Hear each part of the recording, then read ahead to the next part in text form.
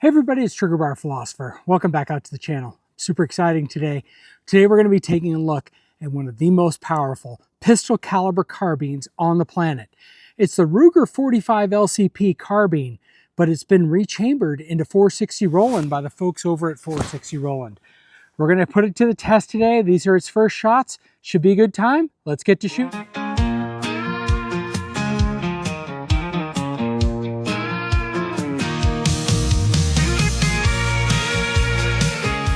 Okay, well, what are we going to be talking about today? Today we're going to be talking about a pretty fun little carbine here. It's chambered in 460 Rowland. Now, Ruger came out in the last year with their LC carbine in 45 ACP. The folks over at 460 Rowland did their thing and converted it to 460 Rowland. For those of you who have never heard about 460 Rowland, what is it?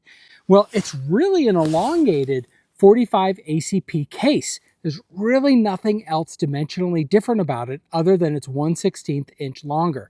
Now, some folks will argue with me in the comments that it's got a stronger web or there's something else with it. No, that's 45 Super and 45 SMC. This is not 460 Rowland. 460 Rowland is just a longer 45 ACP case. And the reason they made it longer is because it's loaded so hot. If you put it in 45 ACP handguns, it runs the chance of doing bad things to them. Let's leave it at that. So they have a whole design and what they've come up with for chambering in 460 Rowland. Let's give just a little bit of a history. 460 Rowland came by Johnny Rowland when he was working at Clark's Custom. You can get 460 Rowland conversion kits from Clark's Custom. You can also get them from 460 Rowland. Johnny left. They started their own company. I believe Johnny's passed away now. God rest his soul. And they're doing pretty good stuff over there. So I have their FNX Tactical chambered in 460 Rowland. I actually bought the gun directly from them. Instead of, you can get conversion kits for a lot of different guns. And you can even send in your 45 ACP Ruger carbine to them and they will help convert it. I'm not advertising for them. I bought this with my own money. I don't know anything to them and they don't know anything to me. I've talked to them a couple of times over email as I've been ordering this or getting something else fixed. I've showed them some of my videos and they've usually responded, cool. But that's about the extent of it that's going on with them. So what we're going to do is we're going to put it to the test. It's supposed to run pretty much everything from 45 ACP all the way up to 460 Rowland. Today we have some regular ball ammo 45 ACP that we're going to put through the test. And I've got 3 different types of ammunition of 460 Rowland. I've got some ammo loaded from them because I just wanted to test it. And then we've got some Buffalo Bore and we've got some Underwood Extreme Defender. We're going to have our Garmin out and we're just going to test velocities. We'll see how reliable this gun is and just show everyone why I call this one of the most powerful PCCs in the world with a pistol caliber being the key there. Now you can get 450 Bushmaster, that's probably going to be bigger. 50 Beowulf, that's probably, going to be more powerful. All of those are going to be more powerful. Those aren't pistol calibers. 460 Rowland is closer to a pistol caliber. All right, but first up, this gun hasn't been shot. I've just kind of oiled it up and I put a dot on it. It's not even sighted in. I'm going to do some sighting in and some fun testing with 45 ACP. They do have a brake on it. And you may say, oh, brakes suck. The reason they put it on the pistol is so that it puts enough downward pressure on the barrel to delay the slide from closing too fast and allowing the bullet to close and then the chamber pressures to go down before it cycles again, and that way you don't get malfunction or more seriously blowing up your gun. They put one on this gun. They said they were having some cycling issues, so they recommend you run this with a comp on it. Let's put it to the test. Let's see how this gun works. Should be a good time. Let's get to shooting. All right, well, the first thing that we got to do is see where we're hitting on paper. If we're hitting at paper, we're only here at about, gosh, we're probably at 20 yards here, so it's not much. We have some 45 ACP, and we'll see how that does. Hit the safety off. Just using the scope. Safety is on. See how that does.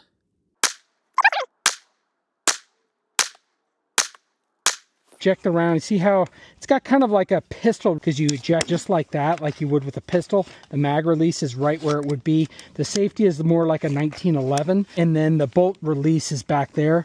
So let me drop this. Let me pull the charging handle, which can be moved from side to side. Move the charging handle And out pop this round from the bottom there. Can move the charging handle. It doesn't reciprocate while you're shooting. Reciprocate, whatever that word is. It doesn't do that while you're shooting. So what did 460 Rowland do with the gun to make it? They reamed out the barrel so that it's got that 1/16 inch longer of a cartridge. And so if you try to put a 460 Rowland into your 45 ACP gun, it won't chamber. And that 1/16 inch longer case is meant to so that you wouldn't chamber it. So they fixed that. So they fixed the barrel, they reamed it out just a little bit more, and then they also changed out some springs on it so that it could withstand higher pressures and cycling power coming back of the bolt sliding back from the 460 Rowland cartridges. All right, let me go down and just take a picture of that. Not a bad group, not a great group, right? I mean, we only hit 20 yards. Again, that's how you load it. You load the mag that way. Rack the slide. Should be chambered around. We'll put it on, take it off safe, and we'll shoot. It's not a bad shooting gun. Recoil in 45 ACP isn't bad at all.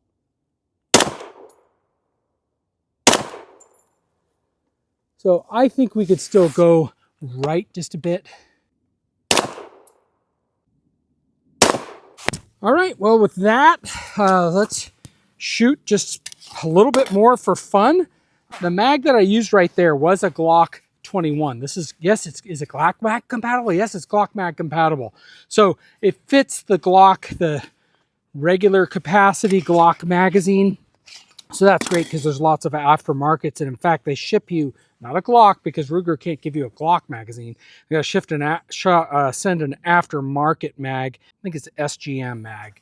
So again, same capacity as the Glock 21 mag, which are compatible with other bigger sticks that are standard capacity. So Chris Vector standard capacity and an ETS. I don't know why I bought the ETS mag. I've had 5 ETS mags. 3 of them have not worked. I'm like, some people are like, I've never had a malfunction with the ETS mag. All I have is malfunctions with ETS mags. So I don't know what my problem is, but that seems to be my lot in life. I just have some fun. We've got some steel downrange, and so why don't we turn on the googly eye goggles and have some fun with that. Ooh, now you can see where I see, kind of.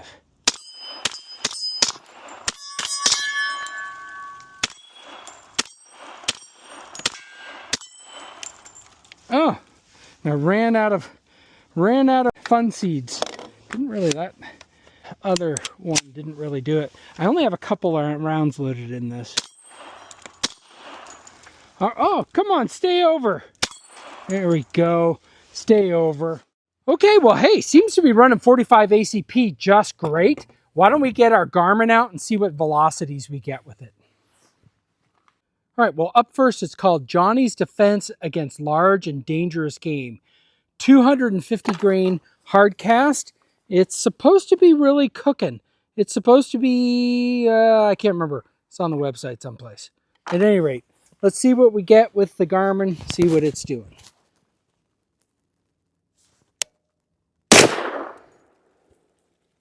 $14.89. That's not bad for a 250 grain bullet out of a Pistol Caliber Carbine, and the recoil was nothing. $14.81. We did get a malfunction with that.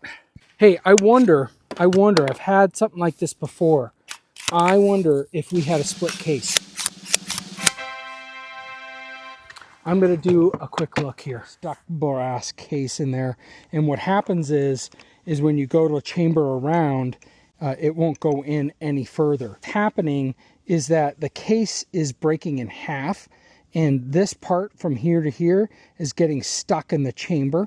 And then when you go to put in the next round, the reason why I'm going through this, I thought my gun had broken the very first time this has happened to me. So for those of you who are probably newer out there, when you get a split case in your chamber, got to get something that pushes it out. 3 days later. Okay, well, it's another day out at the range. We finally have that stuck case out. That took me some time on the day that this happened. So we're going to start off again by just with some 45 ACP, recheck that everything's working, that I didn't screw up my barrel. And I added just a little bit of a riser. I didn't exactly like how low I had to be with this Holosun 510C, so I got a El Cheapo riser mount for it. So we'll see. If it hits me in the face, that's my own stupid fault.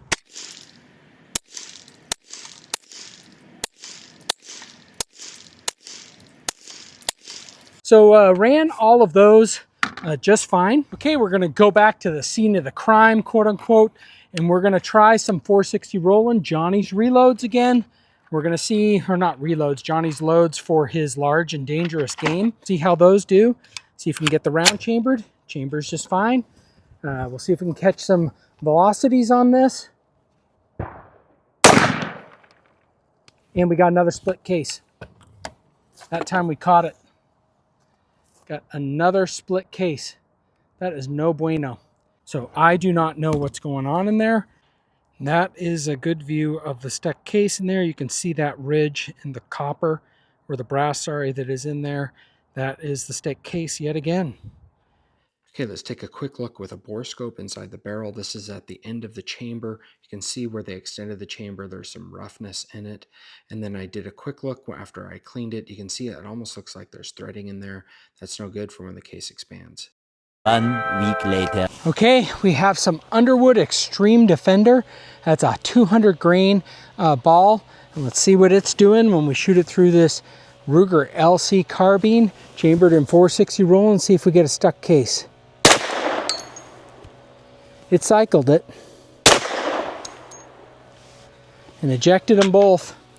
So that's good. I'm gonna go to Johnny's Magnum loads, which are using a 240 grain or 230 grain XTP bullet, and it's a jacketed hollow point as well. We'll see how these run in this. See if we get a stuck case with that. Yeah.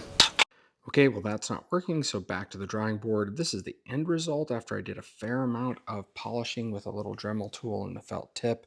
Took a lot of work, but I think it's looking a little better, but I'm still a little worried about it. Much later. Since the last video, I've gotten the stuck case out, head case separated.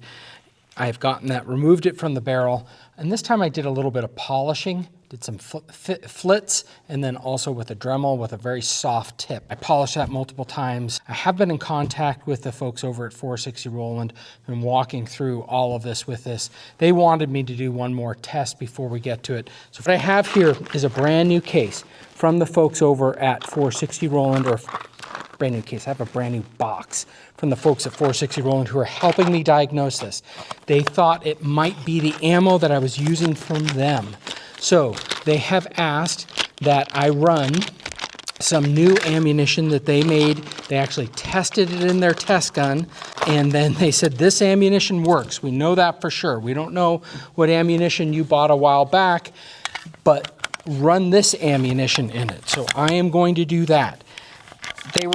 We had a discussion about whether or not I should spend any time polishing, and in the end, I had just done that test the previous day, and I was like, you know what, I just don't want to waste my time at the range going back. I want to try what I can do as much as I can do, and then if it's not working, we'll get it back over to the folks at 460 Rowland who I purchased this from. I'm not advocating you purchase anything or you purchase from them.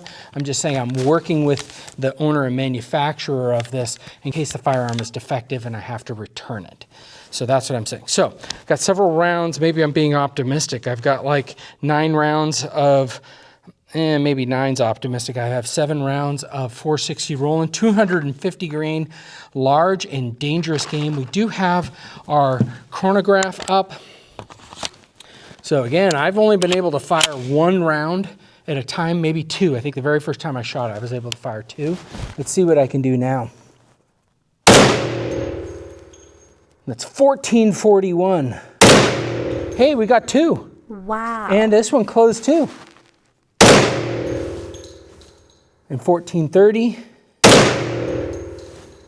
1412.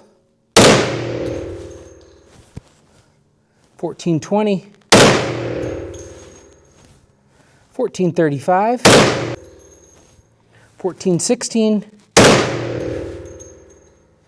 And ran all of it in 1428. I will note that between this box and the box that I was testing, it's about 75 feet per second slower. So this one is about 75 feet per second faster than the new box that is running correctly. So, was this old box out of spec? I don't know. Did my polishing make all the difference in the world? I don't know. Could be any of those things. But after that little test, things seem to be running. I'm going to test just a little bit more, so let me get going on that. Okay, I have a full mag of the factory SGM mag. I've been running the Glock mag with it. Again, this is like a 13 round magazine. And what I have is like the first 8 rounds are the same Rowland ammunition that has been working for me. Then I'm going to follow it up with some Buffalo Bore hard cast ammunition. So we'll see probably a slight change.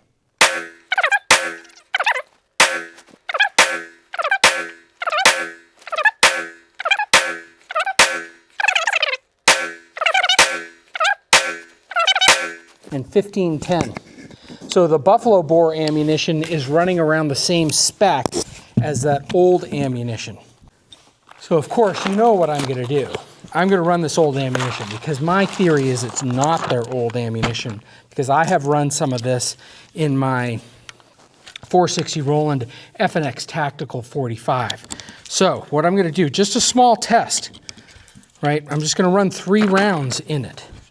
And I think it's running great again because I did a ton of polishing.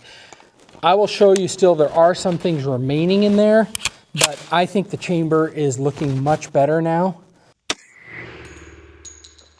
1471,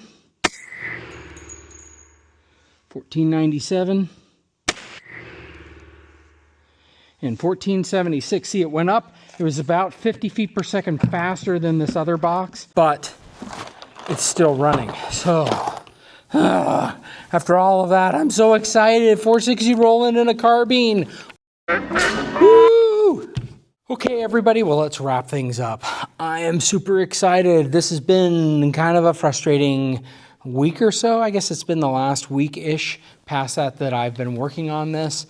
And I'm sure the guys over at 460 Rowland are so sick of hearing from me. Because I text them every day. I find out something new. I try something. I find out something new. I put a bore scope in.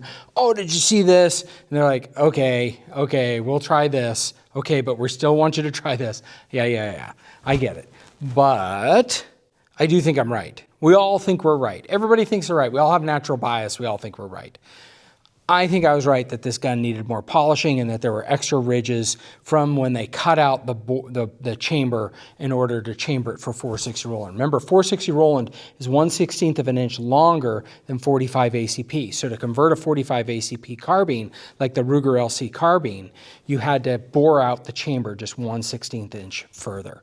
And I think when they did that, whatever equipment they were using just didn't quite finish the job there. So if you are ordering from them, I would just, if you run into the same problems that you're seeing that I've run into, I just work with them on this, and I'm certainly going to give them the feedback. Hopefully they clean up some of their processes as well, and then none of the rest of them have this issue.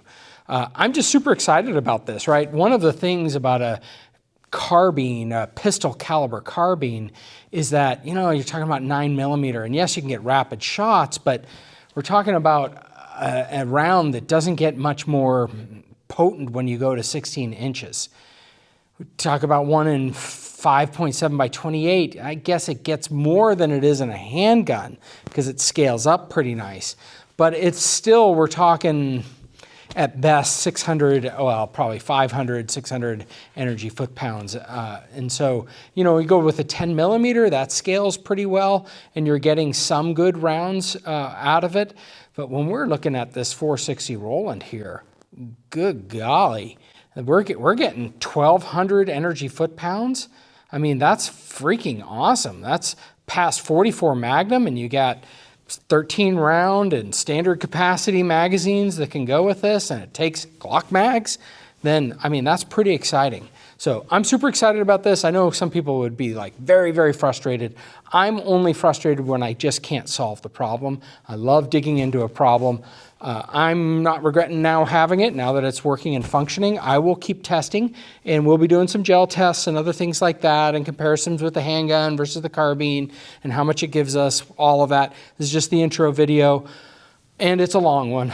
Thank you. If any of you have made it this far, I do appreciate you listening to me ramble. I do appreciate you commenting below, telling me your success stories with carbines, problems that you've solved with your guns, anything else, other information about this video that you want to comment in. I do appreciate it because I love interacting with all of you. Okay, well, that's it. I hope everyone has a great week, and let's get to shooting. From pistols to rifles, we'll take on the best. Reviewing each weapon, put them to the test. With revolvers and shotguns, we'll break it all down. The